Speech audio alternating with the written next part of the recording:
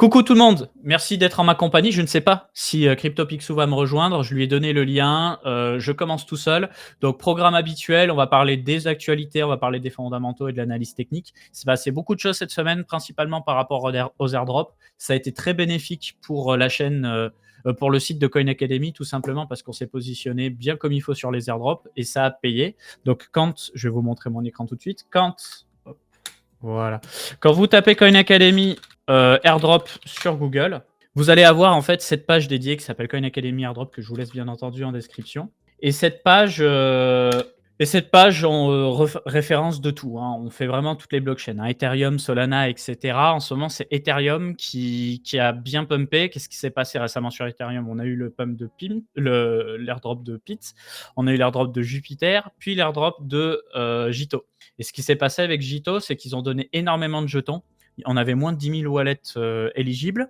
Et sur ces 10 000 wallets, on avait un minimum de 4 000 et quelques jetons listés. Donc, ces jetons se vendaient entre 1 dollar et 4 dollars l'unité. Donc, il y a des gens qui ont ramassé du grand 15 000 dollars d'airdrop en ayant mis en staking que quelques Solana. Donc, on parle de quelques dizaines de dollars. Donc, ceux qui ont joué le jeu ont bien mangé. Ne vous attendez pas forcément à avoir des airdrops aussi violents à chaque fois, je ne pense pas. Mais en tout cas, il y a des gens qui ont bien mangé et je n'en fais pas partie. Picsou en fait partie cependant. Donc moi, ce que je vous propose, c'est d'attaquer directement par les actualités avec le Coin Hebdo. On enchaînera ensuite sur les fondamentaux, puis on parlera des prix, analyse technique, que Picsou soit là ou pas. Je gère, ne vous inquiétez pas. Donc pour commencer au niveau des actualités, on revient sur cet airdrop Jito avec, dans certains cas, plus de 110 000 dollars airdroppés. Alors, dans ce cas précis, il fallait remplir des conditions bien précises, mais il y a aussi des gens qui se sont amusés à scaler sur plusieurs wallets leur staking de Solana. Donc, ils se retrouvent avec plusieurs wallets éligibles. Donc, en résumé, plus de 400 millions de market cap, je crois, pour le jeton Jito, avec un volume de zinzin. On va vérifier ça tout de suite, mais je pense qu'à peu près tout le monde en a entendu parler. Volume de négociation, un demi-milliard de dollars de volume. Où se passe ce volume? Principalement sur Binance, du coup, avec Coinbase, Bybit, KuCoin en deuxième, troisième et quatrième place. Ça va continuer. Pourquoi? Parce qu'il y a une espèce de hype. C'est-à-dire que là, on est vraiment dans une période où les gens deviennent fous, parce qu'on revient de tellement de douleurs, tellement de souffrances ensemble, que là, en fait, les gens ils vont un petit peu n'importe comment. Alors moi, je me rends compte de quelque chose d'assez fou, c'est que absolument tout le monde a envie de faire des airdrops maintenant. C'était pas le cas jusqu'à présent. Beaucoup ont déjà entendu parler des airdrops d'Uniswap et compagnie, mais beaucoup ne sont pas amusés à faire les airdrops en réalité. Mais dès que Jito est tombé et que ça a fait des nouveaux riches, là d'un coup, tout le monde s'est intéressé aux airdrops. C'est bien et c'est pas bien. Naturellement, ça va créer un phénomène où tous les projets sur Solana qui ont l'intention de proposer des airdrops vont avoir une explosion de leur nombre d'utilisateurs. C'est le cas notamment de Margin Fee. Donc, si jamais on avait fait une vidéo interview, c'est Picsou qui avait interviewé quelqu'un de la fondation Solana qui nous expliquait que Margin Fee, très probablement, il va y avoir un airdrop. Écoutez, je pense que le mot, il a bien tourné à l'international puisqu'ils font à peu près 10 000 nouveaux utilisateurs par jour. Donc, si airdrop il va y avoir beaucoup, beaucoup, beaucoup de personnes qui vont participer. Voilà. Moi, je vais vous présenter d'ailleurs d'autres données. Alors, comme je vous ai dit déjà, il y a bien entendu la page Coin Academy Airdrop. Mais en complément, vous pouvez voir plein de threads Twitter pour de la chasse aux airdrops aussi, notamment ce petit thread Twitter qui vous explique une routine pour pouvoir faire marcher vos fonds. Donc, par exemple, staker vos Solana, ensuite les mettre sur un autre protocole, puis les mettre sur un autre protocole. Bref, faire des boucles pour maximiser votre capital. Bien entendu, tout ça n'est pas sans risque. C'est-à-dire que suffit qu'un seul des protocoles parte à la cave. Il n'y a pas de raison que ça arrive, mais ce risque existe et vous perdez le capital. Donc, il n'y a pas d'argent gratuit. On va avoir d'autres airdrops, peut-être de centaines de dollars dans certains cas, mais ne vous attendez pas à ramasser des 15 000 balles à chaque fois. Ça ne veut pas dire arrêter de faire les airdrops. C'est juste ne soyez pas naïf et prenez en compte le risque dans le cas où vous faites de la DeFi avec vos fonds stakés. Ensuite, moi, ce que je vous invite à faire, c'est pas d'avoir tous vos fonds sur un même wallet. Essayez de scale sur plusieurs wallets. Mais putain, je sais, ça fait beaucoup de conditions, ça risque de vous paumer, mais en gros, le fait de scale sur plusieurs wallets, ça vous évite les piratages et ça vous permet aussi de potentiellement toucher un airdrop sur plusieurs wallets. Cependant, les protocoles les plus solides, on va dire, vont avoir des protections anti-Sybil, c'est-à-dire qu'ils vont être capables d'identifier le lien entre les différents wallets. Donc faites attention à ne pas vous faire flaguer tout vos wallets et vous retrouver à toucher zéro airdrop comme ça a pu arriver à l'époque sur d'autres protocoles. Donc franchement, des routines, il y en a plein. On a un dossier sur les airdrops qui arrive sur Coin Academy, d'abord pour les membres du club, puis après disponible au global. Vous le savez, le club, vous pouvez y accéder en achetant un de nos NFT qui coûte une trentaine de dollars une seule fois. C'est pas un paiement récurrent. Et ensuite, une fois que vous avez ce NFT, vous le liez à votre Discord, vous le liez au site, à votre compte sur le site Coin Academy, vous accédez à tous ces dossiers-là. On a déjà fait un dossier sur un rapport gaming Web3 et on va avoir un dossier sur les airdrops très, très, très, très complet qui a été fait par notre associé 0x Leroux. Mais en tout cas, malgré ça, je vais vous laisser en description un lien très utile où il y a toutes les rumeurs d'airdrop. Alors, ce sera pas aussi joli que nos articles à nous. C'est pour ça, n'hésitez pas à aller sur Coin Academy. Vous avez un tuto bien propre pour vous expliquer comment faire. Mais si vous êtes plutôt du genre dégénéré à vouloir chasser tous les airdrops, vous avez ce document que je vais vous laisser tout de suite en description et dans le chat Twitch. Comment fonctionne ce document? Bah, tout simplement, par défaut, vous avez tout, absolument tout, tout, tout, tout, tout. Et ensuite, vous pouvez filtrer par chaîne. Donc, vous pouvez tout sélectionner, tout effacer. Vous pouvez dire, bah, moi, par exemple, j'ai envie de participer aux airdrops exclusivement sur Avalanche et sur Solana. Hop, vous faites OK, ça va filtrer. Vous regardez les protocoles indépendamment. Voilà, des fois, c'est lancé, des fois, c'est bon à farmer. Vous regardez tout ça. Ça reste un document sommaire, hein, vous n'avez pas tous les détails, mais déjà, ça vous permet d'avoir une vision rapide. Vous couplez ça avec des fils Yama, où vous allez regarder justement l'onglet chaîne, et ben, sur la blockchain sur laquelle vous avez l'intention de farmer, un peu les TVL, pour voir si vous avez un truc assez connu, mais pas trop quand même. Pas trop quand même, pour être sûr de croquer un bon airdrop s'il y en a un. Et assez connu pour pas travailler dans le vent parce que tout le monde va pas faire des airdrops. Beaucoup vont en faire, mais tout le monde ne va pas en faire. Donc, je pense que tout le monde va forcer sur les airdrops. Là, tout le monde a les yeux rivés sur Solana. Moi, je pense naïvement, l'avenir me donnera raison ou tort, qu'Avalanche peut proposer quelque chose parce qu'en ce moment, Avalanche a son petit moment de gloire. Le jeton monte. On a les projets GameFi qui prennent un petit peu de valeur.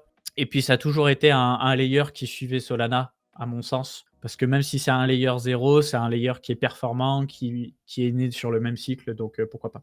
Tu en penses quoi du airdrop Starknet? J'ai pas suivi dans les détails le airdrop Starknet, mais à mon avis, si t'es pas développeur, pas sûr que tu manges beaucoup. À mon avis, Starknet, ils sont plutôt du genre à récompenser les développeurs, donc des gens qui ont participé à Ethereum, l'écosystème ZK, l'écosystème Starknet, etc. Imagine, tu participes à 40 airdrops différents. Comment tu restes au courant de quand ils sont send? Bah déjà, ce que tu peux faire, c'est que tu peux prendre une adresse à toi. Je vais me connecter à un wallet.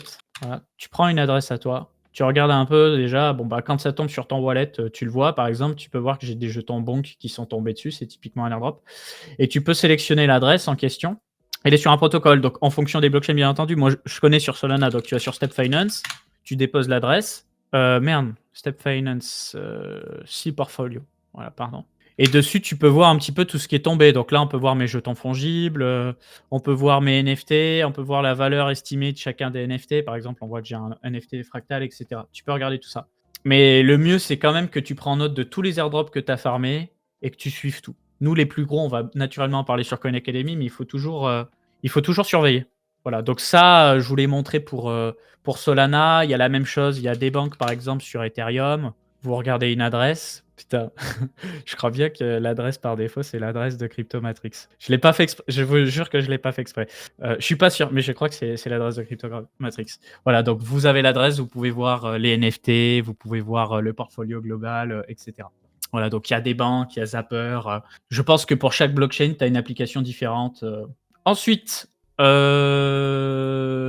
donc ça, c'était pour l'airdrop Jito. Pardon, je voulais quand même faire une grosse parenthèse dessus parce que forcément, ça a beaucoup fait parler. Je sais que ça a donné la dalle à tout le monde. Vous pouvez continuer les airdrops. Je vous invite à le faire, mais toujours en vous disant que dans le pire des cas, vous gagnez rien. Dans le meilleur des cas, vous gagnez quelque chose. Ensuite, qu'est-ce qu'on a comme actualité? Donc, on en avait déjà parlé, mais j'en reparle quand même.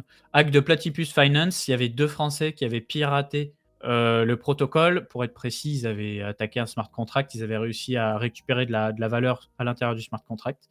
Le protocole a attaqué en justice les 2 hackers et les hackers ont été acquittés provisoirement, c'est-à-dire que pour le moment ils sont acquittés, mais ça ne veut pas dire que Platypus ne peut pas faire appel ou les attaquer sur d'autres arguments. Mais en tout cas, la justification du juge, ça a été de dire, bah écoutez, le smart contract, il est ouvert à tout le monde, donc en l'occurrence, ils ont exploité le code. Et eux, de leur côté, pour se protéger, ils ont dit aussi être des hackers éthiques, c'est qu'ils comptaient après rendre les fonds contre une prime. Donc il faut savoir que du point de vue de la défense, attention, je ne blanchis pas le diable hein, dans cette affaire, mais c'est vrai que c'est intéressant. Parce que déjà, le premier argument, c'est de dire, bon, bah, il n'a pas attaqué une plateforme ou une base de données, il a attaqué un smart contract. Vous êtes les premiers à dire, voilà, c'est ouvert, etc. Donc, servez-vous. La première chose, la deuxième chose, c'est que, la défense, en fait, elle est intéressante en disant: «Je suis un hacker éthique, je voulais prendre, ma prime, j'ai des nouvelles d'un certain CryptoPicsou qui arrive. Il devrait arriver sous peu. Je sais pas s'il écoute le live, mais en tout cas, si tu m'écoutes, il y a pas de souci gros, je suis sur l'actualité donc tu me rejoins dès que tu es disponible» et je continue donc à quitter pour le moment, mais pas à quitter pour toujours. Ensuite, Cosmos Hub. Donc cette fois, on va parler de l'écosystème Cosmos avec Osmosis et UXChain. Vous vous souvenez peut-être de Yumi, qui était un petit peu le AAV de l'écosystème Cosmos. En l'occurrence, il est en train de s'excuser sur WhatsApp. Putain, il fait très rare. Viens gros, c'est pas grave si t'étais pas dispo les 15 premières minutes. Je reprends. Donc Osmosis, qui est le plus gros exchange décentralisé de l'écosystème Cosmos. Yumi, qui est donc un protocole de prêt, emprunt, etc. Et donc là, l'idée, c'est de fusionner. Donc, dans un premier temps, il faut savoir que ces deux protocoles ont chacun leur jeton. Dans un premier temps, on ne touche pas au jeton. On continuera d'avoir un jeton Osmo et on continuera d'avoir un jeton UX Chain. L'idée, c'est que dans un temps 1, si la proposition passe, on aurait le code de Yumi, enfin UX Chain, qui serait intégré directement à Osmosis. Et puis potentiellement, dans un second temps, avoir un token unifié pour gérer la gouvernance globale des deux marchés. Ça permettrait d'avoir un Osmosis on stéroïde. Alors, moi, je vais vous donner mon avis sur cette information. C'est que Cosmos, comme d'hab, idéologiquement, on aime bien.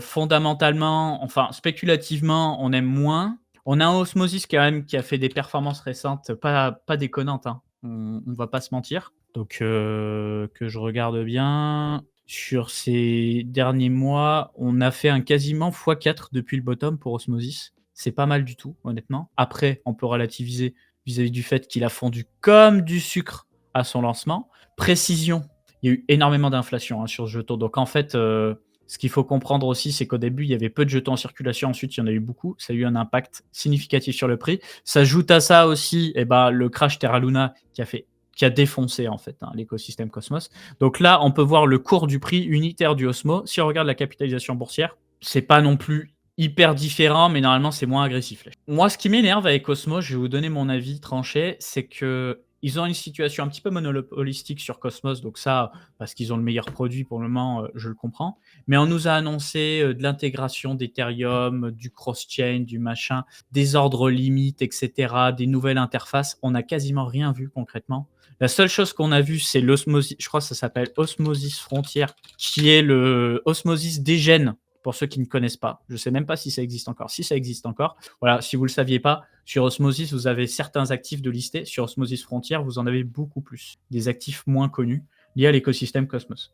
Ordre limite, ça existe. Ils y sont maintenant sur Cosmos. Tu vois, je suis peut-être même pas à jour. Enfin, je vais vérifier. On me dit dans le chat que ça existe. Moi, je vois des swaps. Hein. Je vois des swaps, mais où sont les ordres limites? On voit ça où? Je vois du pair. TFM pour ordre. Ok. Bon, je ne l'ai pas en face des yeux, mais place limit order. Pardon, il y a maintenant. D'accord. Et ben j'aurais appris quelque chose. Bon, bah tant mieux. Ils sont beaucoup inspirés d'ailleurs de Spooky Swap sur Phantom, mais ils ont eu raison de le faire. Tant mieux, ça fait plaisir. Et on peut le voir sur Osmo, sur Juno, sur Neutron, sur Terra et sur Sei. Ok. Et TFM, c'est quoi du coup? TFM, c'est quoi? Ils ont un jeton eux ou pas? T'es le gars qui perd pas le nord. All-in-one Cosmos Terminal. On va lâcher un petit follow pour la science. S'ils ont des réseaux sociaux, je les vois pas les réseaux sociaux. Ah, s'il faut. Faut chercher. C'est en bêta. Ok, je vous laisse dans le chat les liens. On peut continuer. Ensuite, du coup, j'enchaîne. Cristiano Ronaldo impliqué dans un litige juridique de 1 milliard de dollars avec Binance. C'était histoire d'avoir un petit titre un peu putaclic. Non, en vrai, qu'est-ce qui se passe? En gros, vous savez, Cristiano Ronaldo a fait de la publicité à Binance au travers d'Instagram avec des clips vidéo, ce genre de choses, sans forcément énoncer très clairement que c'était sponsorisé, qu'il était rémunéré, même si je pense que ça va sous le sens. Donc, bon, je mets des parenthèses là-dessus. C'est une plainte collective qui a été faite. Elle a été faite aux États-Unis et le principal plaignant, c'est Michael Sizemore. Sizemore. Je ne sais pas si le nom de famille s'est fait exprès, mais bon, bref. Donc, on réclame 1 milliard à Cristiano. Est-ce que Cristiano Ronaldo, est-ce que il a touché 1 milliard de la part de Binance? Je ne pense pas. Ce serait complètement délirant. Ça n'aurait aucun sens. Là, je pense que c'est juste un Américain qui a eu envie de croquer des sous, puis d'autres qui ont eu envie de croquer des sous et qui se sont servis des dramas Binance SEC pour essayer de croquer ces fameux sous. Donc, pour le moment, l'affaire est en cours. Je ne suis pas trop inquiet au sujet de Cristiano Ronaldo, mais il y a moyen qu'il y ait un petit dédommagement qui soit demandé quand même de quelques millions de dollars juste histoire de leur faire fermer la bouche. Donc celui qui a eu l'idée de faire ça, et ben GG à lui, parce que c'est la méta américaine. T'attaques pour tout et n'importe quoi. Voilà, j'ai vu un truc par terre qui me plaisait pas, j'attaque, etc. Ensuite, donc la SEC repousse sa décision pour le TF Spot Ethereum de Grayscale. Donc là, en l'occurrence, c'est juste un petit push. Voilà. On parle cette fois pas de l'ETF Bitcoin, mais bien de l'ETF Ethereum de la part de Grayscale. Ils ont déposé les deux. Et en l'occurrence, là, on prolonge de 45 jours le délai, et puis peut-être que ça va être encore prolongé, etc., etc. Il faut savoir, et ça c'est très intéressant, que aujourd'hui, Grayscale, c'est une entreprise, c'est le plus gros fonds d'investissement crypto au monde, hein, pour le compte de ses clients. Et aujourd'hui, Grayscale, c'est 2,5% du supply total d'Ethereum sous gestion, soit quasiment 7 milliards de dollars d'actifs sur gestion. C'est-à-dire que ce n'est pas eux qui ont acheté pour eux, mais ils ont aussi acheté pour le compte de leurs clients. Et j'en profite pour ceux qui iront dans la description pour lire ce Coin Hebdo, je vous ai mis le lien du coup de la source. Si vous voulez voir tous les actifs sous gestion de la part de Grayscale, vous cliquez là-dessus et vous avez tout. Vous pouvez voir que c'est principalement Bitcoin, Ethereum, mais on a aussi quand même $250 million d'Ethereum classique, quand même. On a plus de 5 millions de dollars de Litecoin, on a du Bitcoin Cash, du Solana, etc. Mais par exemple, un Solana qui ne pèse que 15 millions, c'est quand même peanuts par rapport à un Litecoin. Je ne sais pas trop pourquoi ça se passe comme ça, mais bon, c'est les clients qui pilotent. Vous pouvez aussi regarder sur cette interface cette information précise. Donc là, en l'occurrence, c'est Bitcoin. Vous avez en jaune l'évolution du prix du Bitcoin dans le temps versus le nombre de Bitcoin sous gestion. Et ce qui est intéressant dans cette information, c'est qu'on peut voir qu'ils ont accumulé beaucoup de Bitcoin jusqu'à ce niveau de prix-là. Je dirais aux alentours des 30 000 à 35 000 dollars sur Bitcoin.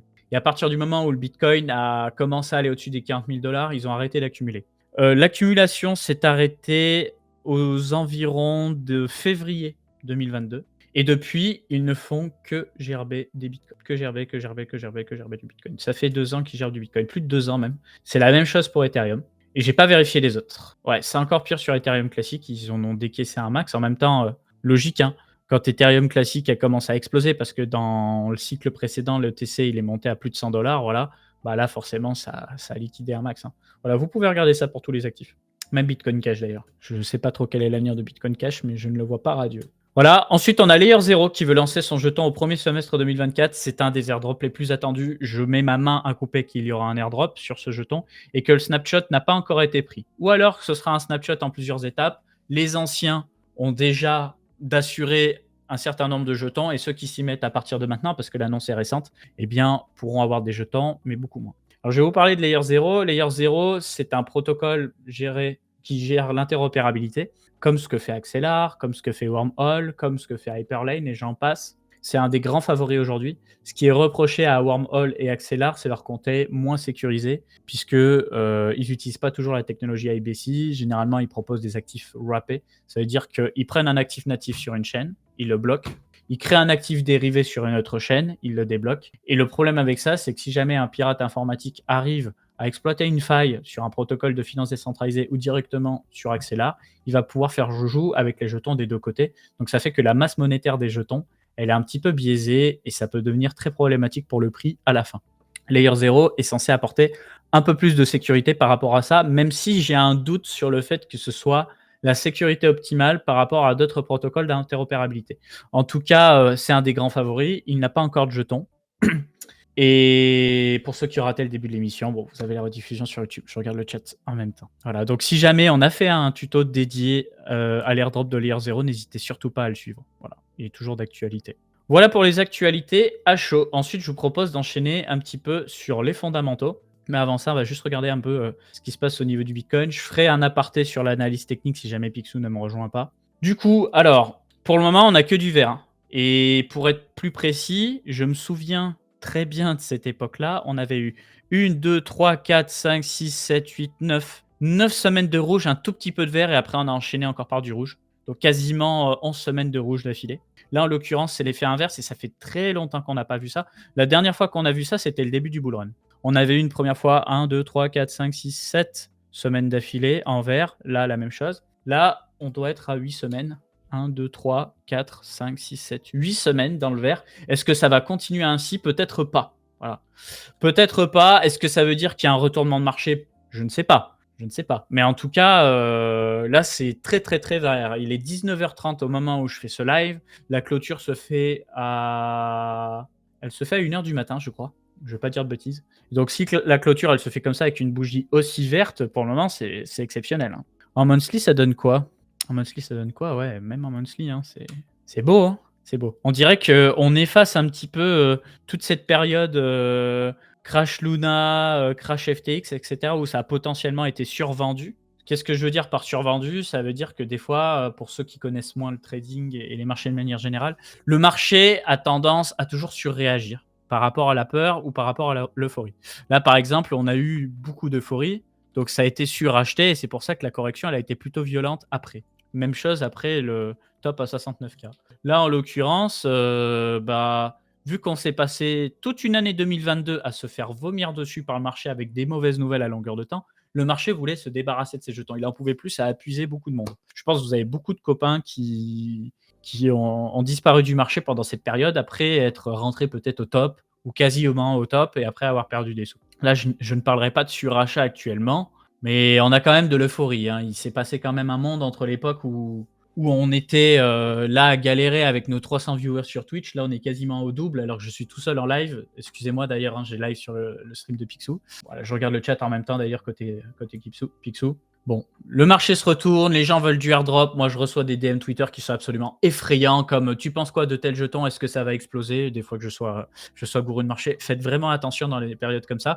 Si vous êtes rentré au bon moment, c'est-à-dire que vous êtes rentré par là et que vous avez déjà fait des beaux bénéfices, peut-être qu'il peut être intéressant de TP quelques profits pour s'asseoir sur du stablecoin de sorte à pouvoir rentrer si jamais ça corrige ou pour se payer pour avoir l'esprit sain. Parce que le problème, c'est que quand tu commences à être beaucoup exposé sur ce marché des cryptos, tu commences à avoir de plus en plus d'appâts du gain, à faire des nuits de sommeil qui sont absolument exécrables. Donc, il peut être intéressant de TP. Ça ne veut pas dire tout sortir. Ça veut juste dire peut-être sortir 10%, 15%, 20%. Mais pour de vrai, symbolique, en mode je sors. Bon, bah, si ça continue de monter, c'est pas grave. J'ai pris cette décision, je l'assume maintenant, mais je me suis payé. C'est hyper important. Pourquoi les gars te posent la question de your own research? C'est la base. Ouais, après, tu sais, c'est beaucoup comme ça, hein. C'est beaucoup comme ça. À chaque nouveau cycle de marché, tu as des gens qui s'intéressent aux cryptos parce que ils ont l'impression que l'argent tombe du ciel. Regarde, si tu fais, excusez-moi, ne serait-ce que les 30 derniers jours, tu vois, tu as des shitcoins qui font du x5, Celestia a fait x4, BitTorrent a fait x3, Helium x3, BIM, Ordi, etc. Et tu as des trucs qui ne servent à rien. Bonk, c'est un meme coin, hein, il ne sert à rien. Ordi, pour le moment, n'a aucune utilité à ma connaissance. C'est juste un token ordinal sur Bitcoin. Donc voilà. iOS se réveille un peu et justement, je comptais en parler juste après. Donc, je vous propose de continuer de regarder les prix après le passage aux fondamentaux. Donc, au niveau des fondamentaux, j'ai noté plein de trucs qui peuvent vous intéresser. Alors, déjà, pour commencer, on est plus de 1000 sur le Discord de Coin Academy Club. N'hésitez pas à nous rejoindre. Je vous mets dans le chat le lien et dans la description YouTube comme d'habitude. Voilà, avec un Discord qui a de plus en plus de vie, ça fait extrêmement plaisir. Vous êtes actifs dans les channels général, entraide, trading, fondamentaux, même dans le club. Voilà, donc il y a une partie pour tout le monde, il y a une partie pour les membres du club. Je le répète, si vous voulez être membre du club, vous avez simplement acheté un NFT sur l'une de nos actualités, lier votre NFT à votre compte Discord, à votre compte Coin Academy et débloquer l'accès au channel Discord privé et au contenu exclusif sur Coin Academy. Voilà, mais ce n'est pas une obligation, bien entendu. Vous pouvez très bien nous faire signe ici, dans l'espace public, pour échanger. Ordi sert contrairement à Doge. Alors, il sert à quoi? Parce que là, tu me fais peur, j'étais à mode fun. On me dit que le jeton sert dans le chat. J'ai mes quelques doutes, si tu me le permets. En attendant avant que tu me répondes, on va faire un point sur Ultra avec un petit disclaimer, surtout pour les gens aussi qui me suivent moins et qui suivent CryptoPixel. Moi, aujourd'hui, je suis ambassadeur Ultra, donc je suis payé sur une base mensuelle pour vous en parler au travers de tweets, de threads Twitter, de streams, de vidéos sur YouTube, etc. Là, en l'occurrence, pas de placement déguisé, c'est-à-dire que ça me fait plaisir d'en parler, mais aussi d'honorer un peu mon travail en tant qu'ambassadeur. Il s'est passé pas mal de choses récemment sur Ultra et on devrait avoir des annonces à partir du 14 décembre. Permettez-moi de vous en parler. Donc déjà, Ultra, qu'est-ce que c'est? Ultra, c'est une plateforme gaming Web3, donc c'est une plateforme de distribution de jeux, de tokenisation d'actifs sur la blockchain, mais aussi une plateforme de tournoi, et bientôt plus encore. Ils sont en partenariat avec GamesGG, qui est un site dédié au gaming Web3, que je vous invite aussi à consulter si vous voulez vous renseigner sur les actualités gaming Web3, les nouveaux jeux. Des fois, vous tombez sur un jeu, vous ne savez pas s'il est bien, vous pouvez utiliser leur système de recherche. Franchement, le site est top. Et ils vont avoir un Gaming Award à partir du 14 décembre où justement plein de jeux Web3 vont être mentionnés et certains des partenaires vont pouvoir faire des annonces. Ultra va faire des annonces. Lesquelles? Je ne peux pas vous dire. Il y a des trucs que je sais, que je ne peux pas vous dire, il y a des trucs que je ne sais pas. Mais en tout cas, ils ont l'intention de faire des annonces. Pour ce que l'on sait. Donc déjà, on a eu quelques informations récentes cool. La première, c'est que on sait depuis quelques mois qu'ils bossent avec des distributeurs de jeux vidéo dans des magasins physiques. Et généralement, les distributeurs type Micromania et compagnie, ils ont aussi des produits comme des casques, des claviers, des souris, etc. Là, on peut voir une chaise Arrozi. D'ailleurs, pour la petite parenthèse, moi, mon bureau gamer est de la marque Arrozi aussi. C'est une bonne marque, j'aime bien. C'est pas hors de prix. Voilà. En l'occurrence, ici, on a une chaise Arrozi qui est tokenisée. Donc l'idée, c'est quoi? C'est de proposer des tournois ou d'autres activités au sein de l'écosystème avec en dotation des NFT, des jetons iOS et là en l'occurrence aussi s'il y a des partenaires, des produits physiques. Et ça peut attirer des jeux qui ont envie aussi d'avoir une présence un peu plus dans le monde réel parce que bah, ça fait toujours plaisir de pouvoir gratter des claviers, des souris, des casques, etc. Qu'est-ce qu'on a d'autre? Donc, on sait également que aujourd'hui, certains jeux sont tokenisés sur Ultra, mais on n'a pas encore la possibilité de revendre les jeux tokenisés. On peut revendre les NFT, mais pas les jeux tokenisés. Le sujet est revenu sur la table et apparemment, la tokenisation et revente des jeux, c'est imminent. Je dis que c'est imminent en prenant le tweet de Patrick, qui est responsable marketing d'Ultra. On a eu également hier une petite nouvelle. On sait que le jeu Champions Tactics de Ubisoft, qui sera le premier jeu Web3 d'Ubisoft, sera listé sur plein de launchers, dont Ultra. Et d'ailleurs, ils ont fait un partenariat exclusif avec Ultra où si vous détenez certains NFT Ultra, vous êtes éligible au free mint du projet. C'est déjà passé, donc vous ne pouvez pas le faire maintenant. Je l'ai vu passer sur Discord tout à l'heure, c'était déjà close. Mais en tout cas, c'est bien d'avoir ces petites intégrations aussi entre les NFT holders et les projets. Pour terminer, on apprend que jusqu'à présent, l'équipe d'Ultra s'occupait de faire beaucoup de développement, d'améliorer leur couche blockchain, leur standard NFT, leur plateforme Arena, leur launcher avec le passage sur Eltron, etc. Là, on a un des deux CEO qui nous explique qu'ils vont continuer de faire le développement, bien sûr, mais se concentrer beaucoup plus sur la transition business. Donc, les partenariats, les annonces de jeux, etc., etc., c'est exactement ce qui manque actuellement. Il faut plus de jeux et forcément, pour attirer les jeux, il fallait une couche technique. Donc, ils ont fait les choses dans le bon sens, hein, bien entendu. Mais maintenant qu'on a un launcher qui est live depuis le début d'année, un standard NFT et bientôt une plateforme de tournoi qui sera ouverte à tout le monde, ils vont passer au business avec du listing de jeux comme Oxy Origin, Champions Tactics. Il y aura des hackathons de prévus et on sait également que quand on pourra créer nos propres collections NFT, parce que pour le moment, tout le monde ne peut pas créer une collection NFT comme ça sur la blockchain Ultra, on pourra backer notre ou nos NFT par des jetons Ultra. Ce qui veut dire qu'à tout moment, une personne pourra détruire le NFT pour récupérer les ultras. Et ça donnera un floor d'office au NFT, puisque tu n'as aucun intérêt à survendre ton NFT si jamais tu peux récupérer des jetons qui, eux, derrière, ont plus de valeur. Donc ça, c'était la petite parenthèse sur Ultra. Moi, j'ai une vidéo sur ma chaîne où je vous en parle, où je vous explique un peu plus la vision, etc. Je ne vous prendrai pas la tête plus longtemps avec ça. Je tenais à vous en parler parce que je sais qu'Ultra, le jeton était un peu à plat pendant un moment. Il y en a certains qui envoyaient des pics sur les réseaux sociaux. Là, ça commence à s'activer un petit peu, forcément, parce que la GameFi pump de manière générale. Donc, j'avais envie de vous en parler. J'enchaîne sur les bonnes nouvelles. La semaine dernière, je vous disais pour les membres du club qu'il y avait un article BitTensor. Eh bien, l'article BitTensor est public et disponible pour tout le monde. Donc, si vous voulez voir mon analyse de BitTensor, eh ben, je vous invite à la consulter. Dans les grandes lignes, je vous explique ce que c'est. Hein. C'est une sorte de réseau mondial où chacun va pouvoir mettre à disposition des modèles d'apprentissage automatisés. Tout le monde va pouvoir servir dans ces modèles d'apprentissage automatisés pour nourrir le cerveau collectif, on va dire. Vous avez des systèmes de subnet. Voilà, j'en parle juste ici, avec des sous-réseaux dédiés. Ça peut être le layer 0 BitTensor, mais ça peut être de la génération de texte, la génération d'images, le stockage de données, le data scrapping, et j'en passe. Et vous pouvez créer des applications, en fait, décentralisées, qui vont taper dans un ou plusieurs de ces subnets, tout simplement. Donc, plus le réseau BitTensor s'étend, et plus, en fait, il devient utile pour le commun des mortels. J'en ai profité d'ailleurs dans cet article pour vous mettre 2 applications. Il y en a peut-être beaucoup plus qui existent. Donc, si vous voulez tester des applications qui sont directement hébergées sur BitTensor et qui ne nécessitent aucune dépense de jetons, vous avez déjà d'une part Corcel et d'autre part BitAPI.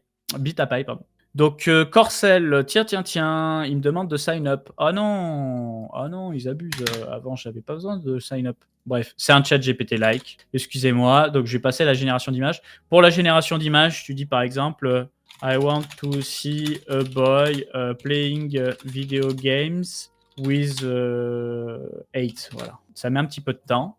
Il n'y a rien besoin de payer. Pourquoi je me permets de vous le montrer? Tout simplement parce que généralement, c'est protocole de génération d'images, on va dire, on vous demande de payer un jeton, de regarder des pubs ou je sais pas quoi. Là, la génération est assez lente. En revanche, il n'y a rien à payer. Voilà. Donc, vous pouvez tester ces applications. J'essaie de vous parler de BitTensor dans sa globalité. L'équipe aussi. C'est quoi le site? Ah, le QR code est au-dessus. Je m'en occupe. Hop là, plus de QR code. Vous avez de toute façon, regardez.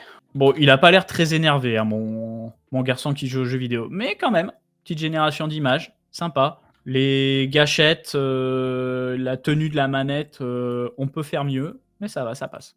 Donc si vous voulez retrouver cet article, vous l'avez dans la description YouTube ou dans l'article BitTensor que j'ai mis tout à l'heure en ligne sur Coin Academy. Précision d'ailleurs, peut-être que parmi vous, je vais demander au chat, hein, je ferai pas de point sur IOTA 2.0, Maher, parce que je n'ai pas du tout suivi, d'une part, et que d'autre part, j'ai un avis extrêmement négatif et biaisé sur IOTA. Parce que pour moi, dans la catégorie des brasseurs de vent professionnels sur ce marché, je pense ils sont dans le podium. Ça fait des années qu'on nous parle de Layer 2 de smart contract, de DeFi, de je sais pas quoi. Il se passe rien du tout sur IOTA. Et je pense que ce n'est pas prêt de changer. J'espère que l'avenir me donnera tort. Mais en tout cas, voilà. Question du coup. Est-ce que parmi vous, les copains, il y a des gens qui découvrent vraiment les cryptos alors qu'ils sont là depuis pas longtemps? N'hésitez pas à me le dire dans le chat, j'attends 2 secondes les réponses. Sinon, bah, si vous êtes là, depuis combien de temps vous êtes dans les cryptos, dites-le moi. J'ai l'impression qu'on n'a que des habitués. On n'a que des habitués et du coup, ça me fait dire qu'on a peut-être encore devant nous un peu d'espace pour le pump parce que si on n'a pas... Ouais, j'ai que des habitués dans le chat. Je ne vais pas vous montrer tous les messages. Je vais vous en montrer quelques-uns quand même pour ceux qui regardent la rediffusion. Complètement au hasard. Hein. On en a quand même un ou deux qui sont pas des habitués, mais de manière globale, on n'a que des habitués. Donc ça veut dire que on a encore de la marge de progression. On n'a pas encore d'exit liquidity. Bon, je me permets quand même de faire le rappel récurrent. On a des formations gratuites qui sont disponibles sur Coin Academy. Vous n'êtes même pas obligé de créer un compte chez nous, mais si vous voulez, vous pouvez créer un compte chez nous pour pouvoir avoir le suivi de votre formation, répondre au quiz et à la fin de la formation, si vous répondez bon au quiz, on vous envoie un petit diplôme numérique. Voilà, si vous voulez vous en vanter.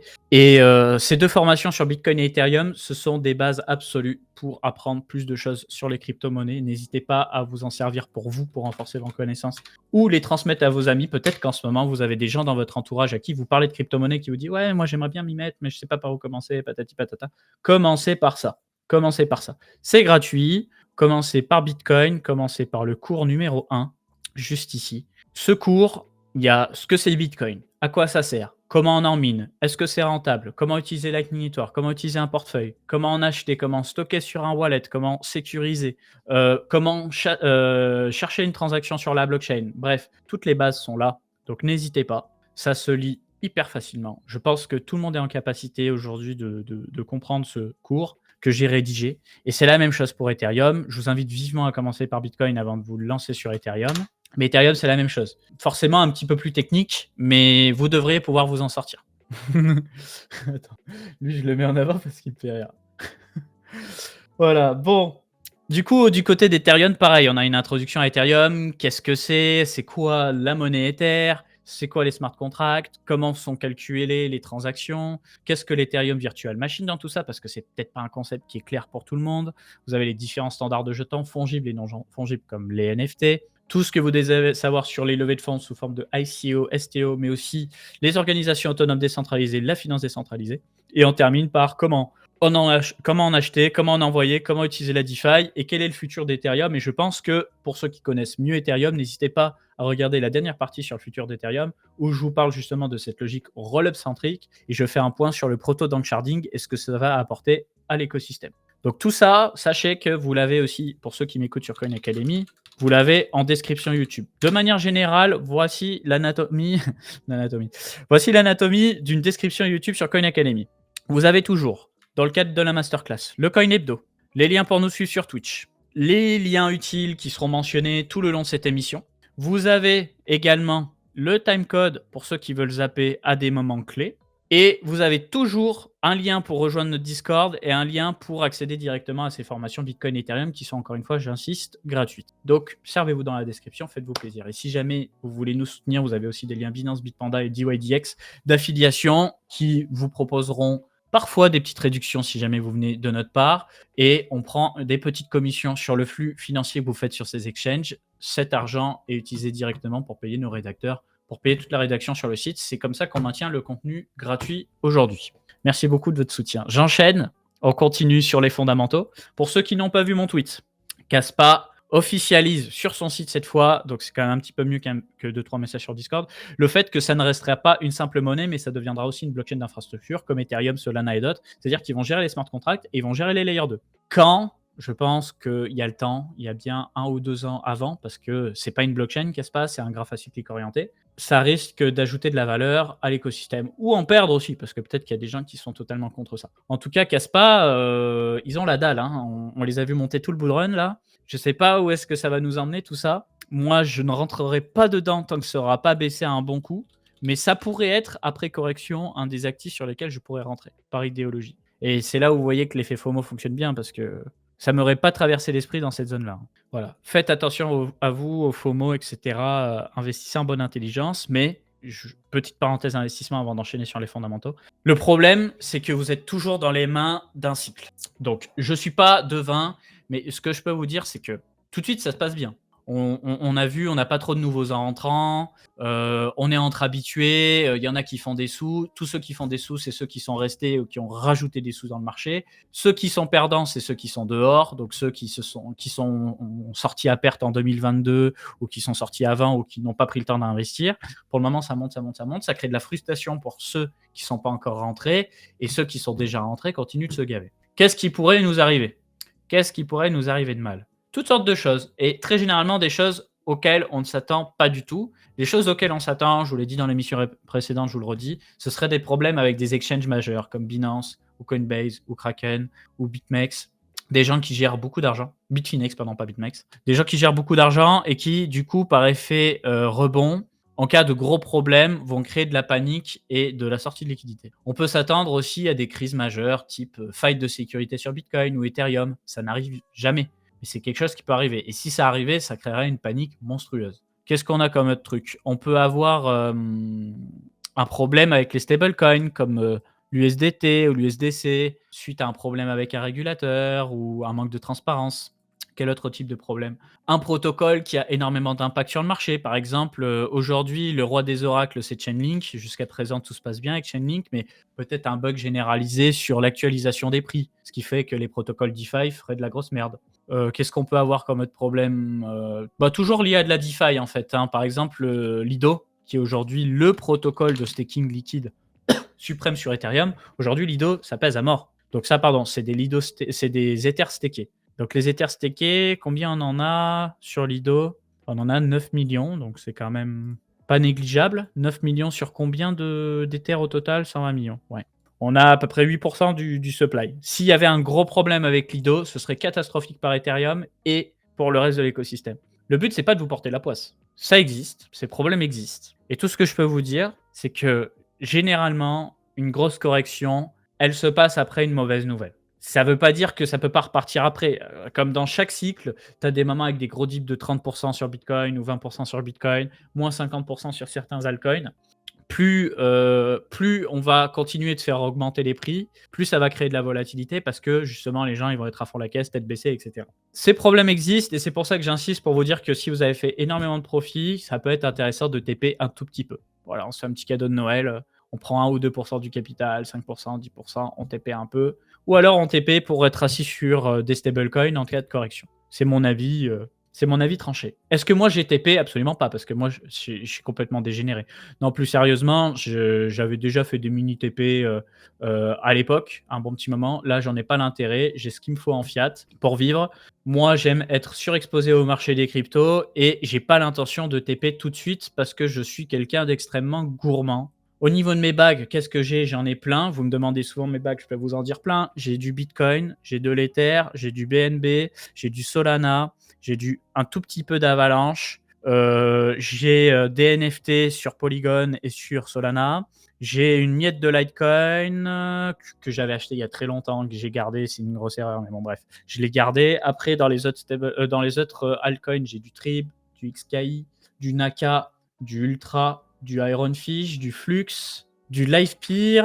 Et je crois qu'on est pas mal, les gars, déjà. Je crois qu'on est pas mal. Hein. Je réfléchis, mais ouais. Et du Bonk, du coup. Du Bonk, le meme coin sur Solana suite à un airdrop. J'ai aussi un investissement dans Massa en commun avec le reste de l'équipe Coin Academy. Et puis voilà. Et pour ceux qui pourraient se poser la question pour Ultra, jusqu'à présent, j'ai été payé en fiat, donc en euros. Et très prochainement, je serai payé en crypto. C'est pas une somme suffisamment élevée pour foutre le marché par terre. Je vous le dis parce qu'il y a quelqu'un qui m'a posé la question. Première chose. Et deuxième chose, si jamais le fisc m'écoute, le fisc luxembourgeois, si je reçois des paiements en crypto, eh bien, ils sont vendus instantanément. Je ne spécule pas sur ces paiements en crypto parce que je crois que c'est ce que veut la loi, tout simplement. C'est-à-dire qu'à partir du moment où tu dis je facture tant, je dis une bêtise, 10 000, 20 000, peu importe, tu touches les 10 000, tu les vends direct contre du stablecoin à minima ou contre du fiat. Non, ça fait longtemps que j'ai plus du média. Et du coup, ça fait que tu ne spécules pas. Parce que si le jeton baisse ou monte, il y a des impôts qui s'appliquent. Et potentiellement, tu as besoin de... Si Trib, je l'ai dit. Excusez-moi, je réponds au chat.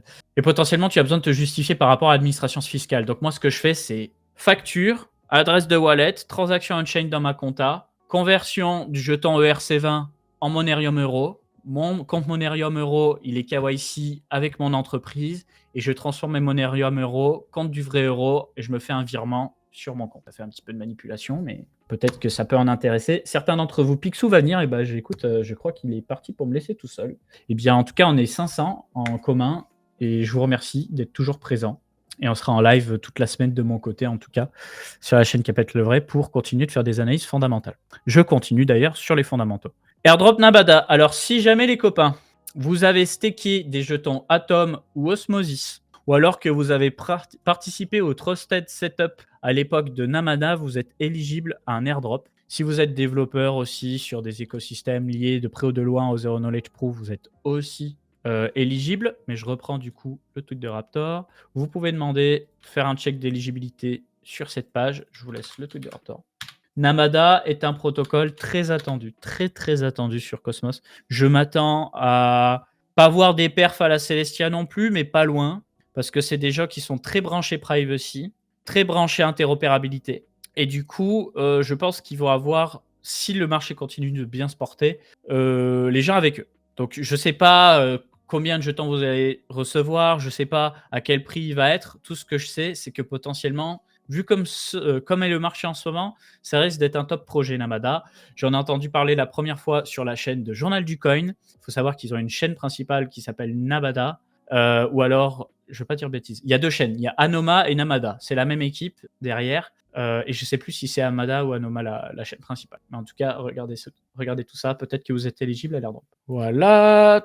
Bon, chasse aux airdrops, tout ça, je vous l'ai déjà montré. Vous avez les liens utiles dans la description. Maintenant, on va faire une petite... Voilà, Anoma, c'est la chaîne principale, Namada, c'est la chaîne secondaire. Merci beaucoup. Excusez-moi. Petite parenthèse vidéo, du coup. Tu as des alternatives à Monerium Non. En tête, là, comme ça, non, j'en ai pas.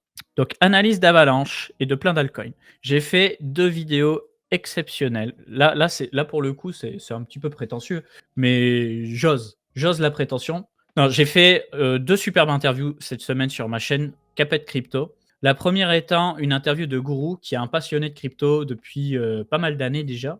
Donc quelqu'un qui tient à rester anonyme, qui touche à tous les écosystèmes. Il est très branché Avalanche, mais pour autant, ça ne veut pas dire qu'il ne s'y connaît pas sur les autres écosystèmes. On a fait une interview exceptionnelle où on a parlé de plein de trucs. Alors, je ne vais pas tous vous les réciter à voix haute, mais on fait une comparaison entre les différents layers 0 type Polkadot, Cosmos et Avalanche. On fait une comparaison entre les différentes blockchains modulaires, les différentes blockchains monolithiques. On parle des layers 2, on les critique. Critique les mecs. Non, je rigole. Là, c'est la ref pour les 2-3 gars dans le chat qui regardent Ravus. On parle des différents protocoles d'interopérabilité type Layer 0, Axelar, etc. Vous avez vraiment un format très complet, très dynamique. Donc n'hésitez pas à la regarder. Et toujours sur ma chaîne, vous avez également une interview avec Makertronic, qui est un créateur de contenu et mineur. Pas dans le sens où il a moins de 18 ans, mais plutôt dans le sens où il fait du proof of work activement. Ah vu!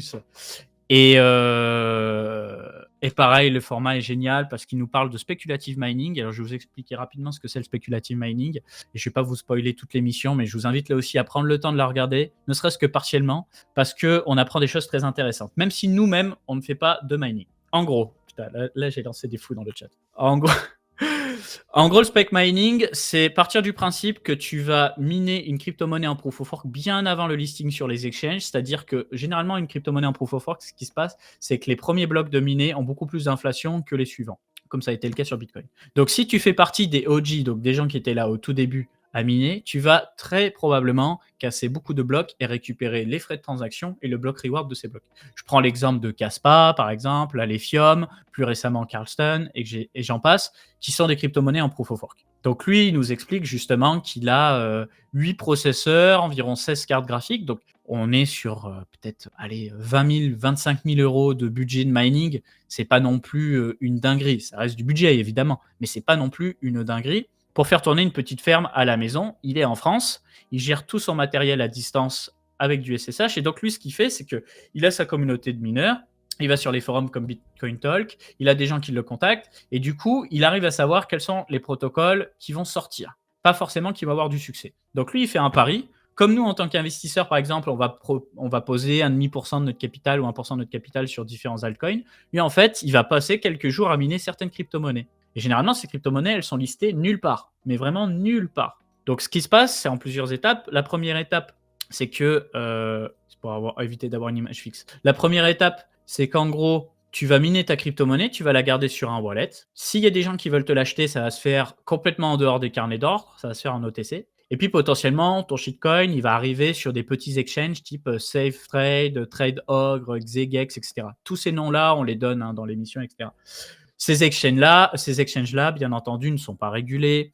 Il y a toujours le risque qu'ils se barrent avec la caisse, qu'ils se fassent pirater, des trucs de port. Donc, je vous invite vraiment à faire gaffe avec ces exchanges-là et ne pas garder votre argent là-bas. C'est-à-dire que si vous avez acheté un jeton là-bas, vous posez vos fonds sur l'exchange, vous achetez le jeton, vous téléchargez le wallet officiel et vous sortez les jetons de l'exchange au wallet officiel. Deuxième mesure de sécurité, je le dis dans la vidéo, mais je vous le redis en vrai, ne mélangez pas tout. Dans le sens où là, vous regardez cette émission depuis un téléphone ou un ordinateur que vous utilisez très probablement au quotidien pour le boulot ou pour du perso. Donc, très généralement, vous utilisez les mêmes mots de passe pour les mêmes sites, que ce soit Twitter, Facebook, vos mails, vos PayPal, etc. Et ça, c'est problématique. Parce que du coup, ça veut dire que, je vous mets en situation. Là, vous rentrez vraiment dans un cycle bullish. Vous avez envie d'investir dans plein de shitcoins, miner des crypto-monnaies, etc. Vous téléchargez plein de logiciels, plein de wallets, des cracks de logiciels, Photoshop, je sais pas quoi. Bref, vous téléchargez plein de trucs. Votre système antivirus ne détecte pas les virus, mais les virus sont bien là. Un virus, ça sait faire plein de choses. Ça sait récupérer vos mots de passe. Ça sait regarder votre écran à votre place. Ça sait regarder votre webcam à votre place. Ça sait récupérer tout ce qui a été tapé sur le clavier. Ça sert à se connecter à vos serveurs mail et transférer tous vos emails sur des emails distants. Comme ça, si vous faites un mot de passe oublié, ça va être transféré sur l'email distant. Donc, en gros, vous partez du principe que si votre ordinateur est piraté, tout ce que vous avez tapé dessus, gardé en mémoire dessus, est aussi piraté. Donc, moi, ce que je vous invite à faire, c'est que, au risque de télécharger un wallet qui a un virus, vous allez l'installer sur une machine virtuelle ou sur un PC dédié. Si vous avez les moyens, vous achetez un périphérique dédié. Si vous n'avez pas les moyens, vous utilisez une machine virtuelle, c'est-à-dire vous utilisez un logiciel comme VirtualBox, VMware et j'en passe. Vous créez un environnement sandboxé où vous mettez seulement le wallet à l'intérieur. Comme ça, si le virus s'exécute, il s'exécute que sur cet environnement bac à sable à part et il ne remonte pas jusqu'à la racine de la machine virtuelle. C'est-à-dire que le hacker, il va être que dans le système d'exploitation virtualisé. Il ne va pas être dans votre Windows, votre Linux ou votre Mac. Et ça va vous éviter d'avoir un virus qui se propage dans tout votre ordinateur et qui récupère tout ce qui se passe. Ça, c'est vraiment important. C'est un peu technique, c'est un peu chiant. Mais si vous commencez à faire beaucoup de sous en crypto-monnaie, ayez des process de sécurité parce qu'il suffit d'un seul piratage et vous perdez tout. Et je peux vous dire, c'est déjà arrivé, pas des proches à moi, mais on a vu des histoires comme ça sur Twitter. Quand tu as fait tout un cycle, tu termines ton cycle, tu as fait x15, x50 parce que tu as tradé des NFT, etc. Tu as un hacker qui arrive, il te prend tout. Tu as perdu toutes tes économies, plus tout le temps que tu as passé. Tu as envie que de faire d'une chose, c'est de te jeter d'un pont. Le hacker, il s'en bat les couilles. Il ne vous connaît pas, vous aviez qu'à vous protéger. Protégez-vous, mettez en place des systèmes de sécurité. Voilà les copains. On varie les mots de passe, on ne mélange pas ses wallets bidon de crypto-monnaie à 4 millions de FDV avec le reste de son ordinateur. Voilà pour la parenthèse. Tous ces liens seront bien entendu disponibles en description. Je terminerai sur la présentation. On me demande dans le chat quels sont les risques de Ledger. Je vais te répondre tout de suite et après je parle de la vidéo d'EYDX V4 de... Alors, très bonne question. Quels sont les risques avec un Ledger? Alors déjà, la première chose à savoir, c'est qu'un Ledger ne gère pas toutes les crypto-monnaies. Ledger ne gère que certaines crypto-monnaies. Donc tu fais Ledger, voilà, bon, c'est sur cette page-là, mais sur Internet, tu tapes Ledger Crypto List pour avoir la liste en fait des crypto-monnaies qui sont supportées par Ledger. Tu tapes le nom de ton coin. Donc, je mets un truc au hasard, Alephium, puisque c'est une crypto en proof of work qui, en ce moment, intéresse pas mal de monde. Tu vois, elle y est même pas. Tu as Aleph 0, tu n'as pas Alephium.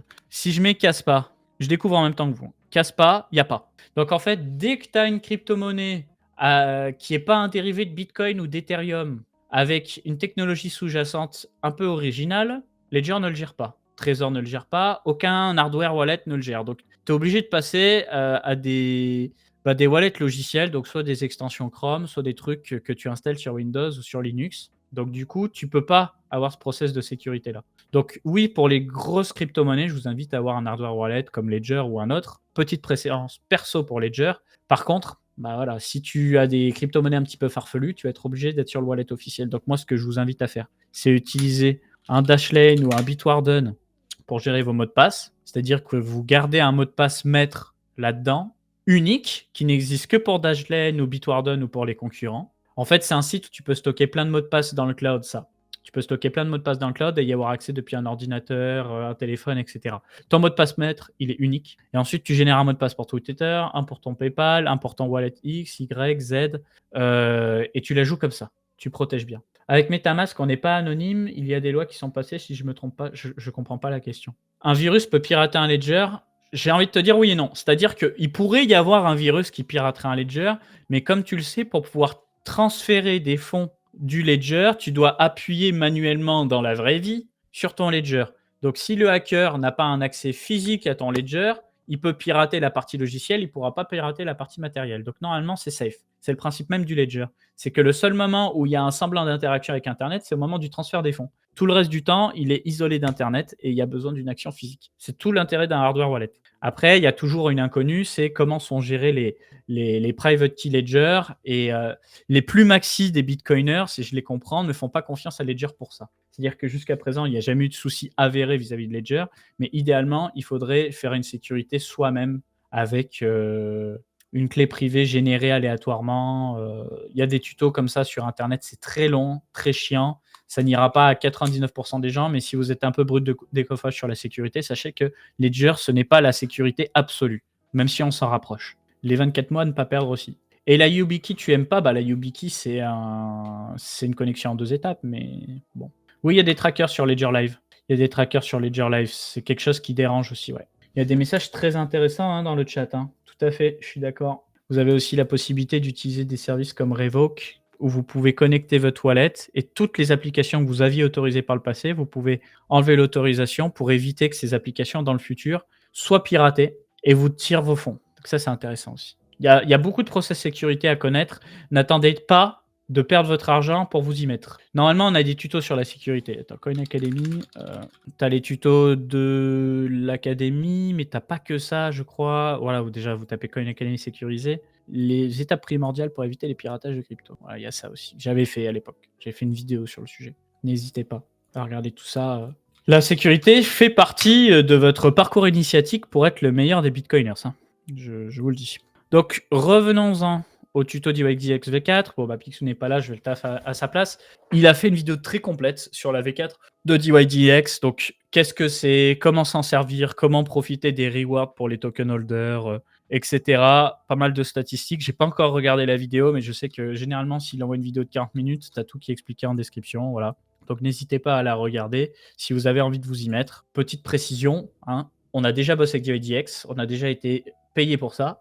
Aujourd'hui, Coin Academy n'est plus sous contrat avec DYDX. Je crois que Picsou l'est toujours. Pour ça, d'ailleurs, qu'il a dû faire cette vidéo. Ça ne nous empêche pas d'apprécier le produit, de considérer le produit et de le critiquer s'il y a des trucs parfaitement critiquables. Peut-être que dans le chat, il y en aura un qui va dire oui, une fois, il y avait eu un souci avant le passage à la V4 où pendant quelques minutes, il y a des ordres qui ne sont pas passés, il y a des gens qui ont perdu des sous. On est au courant. Ça nous fait chier. On s'est déjà expliqué X fois à ce sujet-là. Mais malheureusement, on n'a pas la main et la fondation n'a pas la main parce que c'est l'entreprise du YDX Trading qui a décidé de mettre un peu ça sous le tapis et c'est la seule chose que j'ai vraiment à critiquer par rapport à DYDX jusque-là. Donc on fait un arbitrage toujours entre ce qui nous semble bon et ce qui nous semble pas bon. De manière générale, nous, on bosse avec la fondation. Enfin, on a bossé pendant avec la fondation et ça s'est toujours très bien passé avec la fondation. Et aujourd'hui, le protocole est géré par la fondation. Non, je connais pas le wallet Tangem.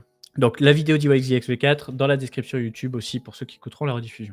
Je continue sur les fondamentaux, il y en a pas mal. Alors on a Luxo qui était jusqu'à présent un protocole pour tout ce qui était NFT, etc., qui a été fondé d'ailleurs par le créateur du standard ERC20, qui choisit de ne plus être un simple protocole, mais un protocole en plus d'être un Layer 1. Donc Layer 1 va arriver. Et je voulais vous relayer cette information parce que je pense qu'elle est pertinente. Ensuite, qu'est-ce que j'ai noté d'autre? Oui, on a des nouvelles de Polymer. Polymer qui veut faire un Layer 2 Ethereum compatible à IBC, de sorte à pouvoir transposer des actifs entre l'écosystème Cosmos et l'écosystème Ethereum. Eh bien, ça semble avancer.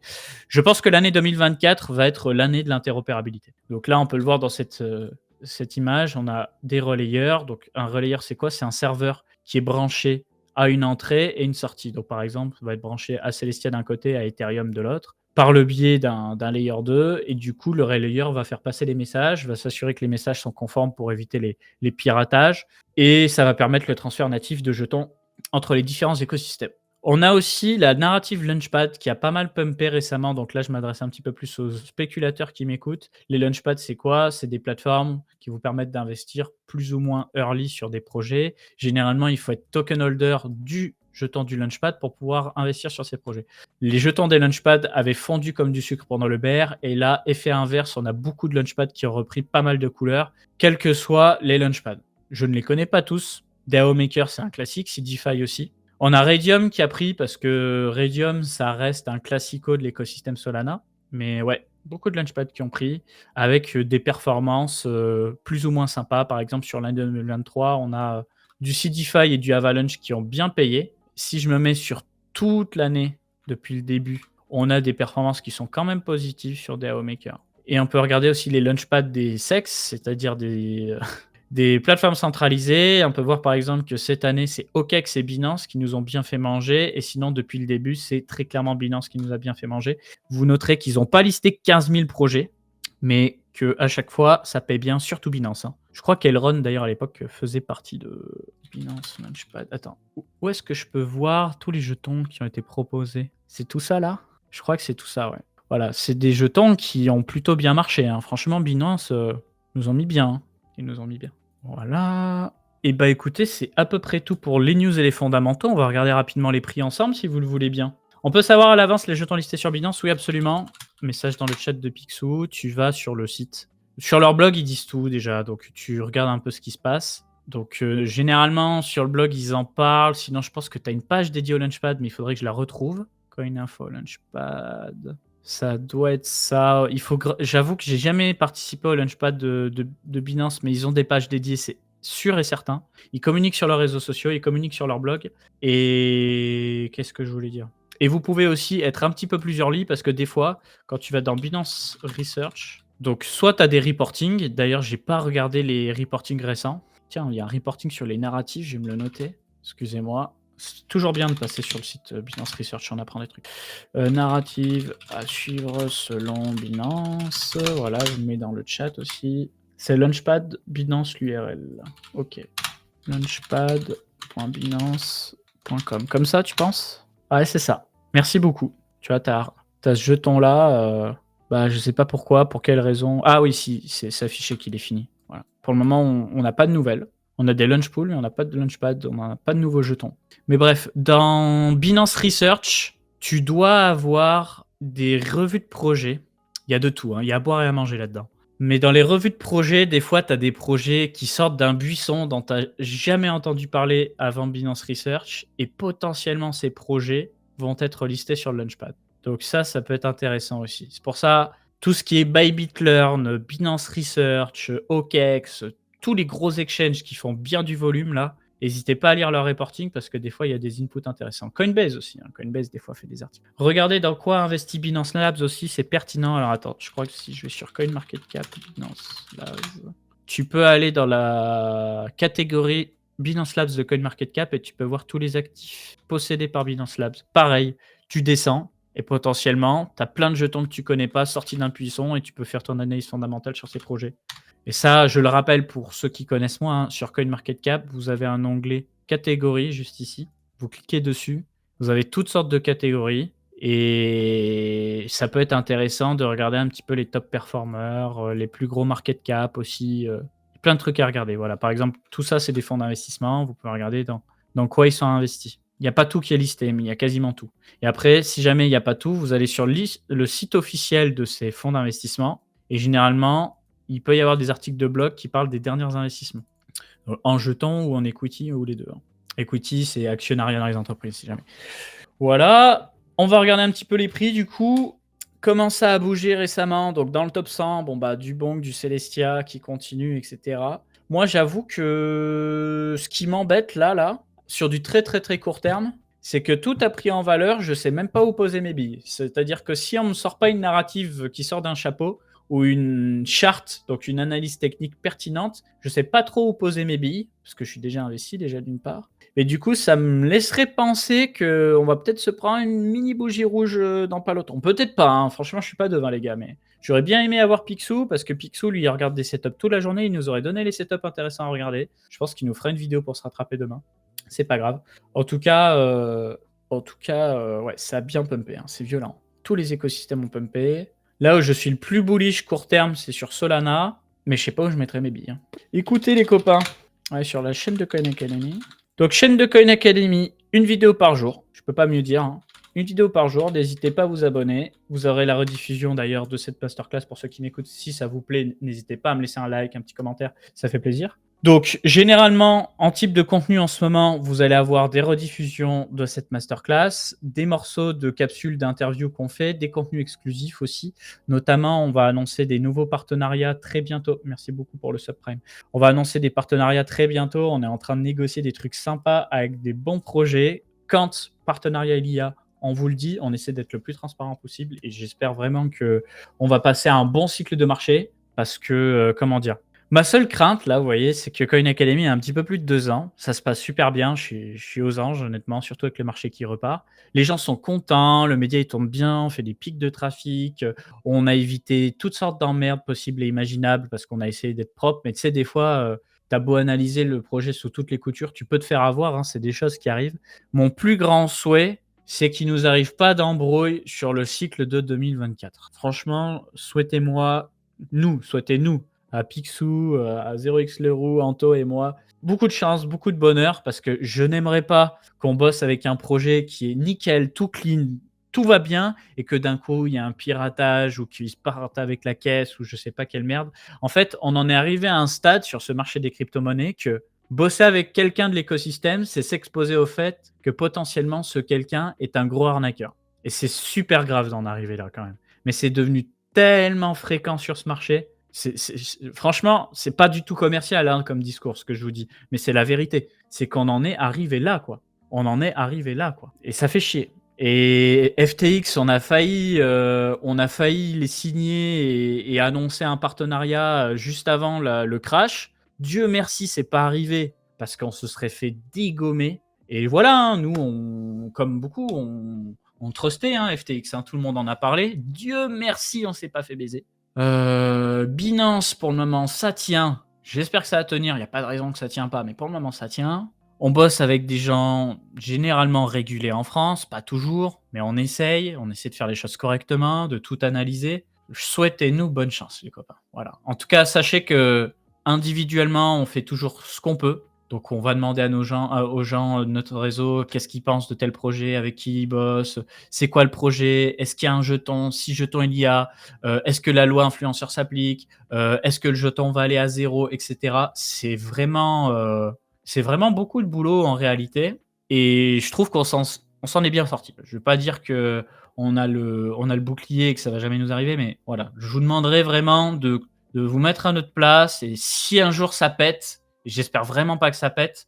Écoutez-nous avant de nous tomber dessus et on essaiera de se justifier parce que là, pour le moment, tu sais, désolé, je parle beaucoup de ça, mais j'ai l'impression c'est Matrix. Tu sais, tu évites les balles et tout machin. Ce marché, c'est que ça. Et le Media Coin Academy aujourd'hui, il est gratuit pour une bonne raison, c'est que notre business model, c'est l'affiliation et le sponsoring. On a des jolis sponsors qui devraient arriver là, courant décembre et courant janvier. Donc, wish us luck. En tout cas, merci beaucoup de m'avoir écouté. Encore une fois, si cette émission vous a plu, n'hésitez pas à nous suivre sur Twitch, nous suivre sur YouTube, laisser un petit like, un petit commentaire pour nous en parler, pour le critiquer si vous avez des choses à dire, dans le respect bien entendu. Et moi, je vous souhaite une excellente journée ou une excellente soirée. Ciao tout le monde.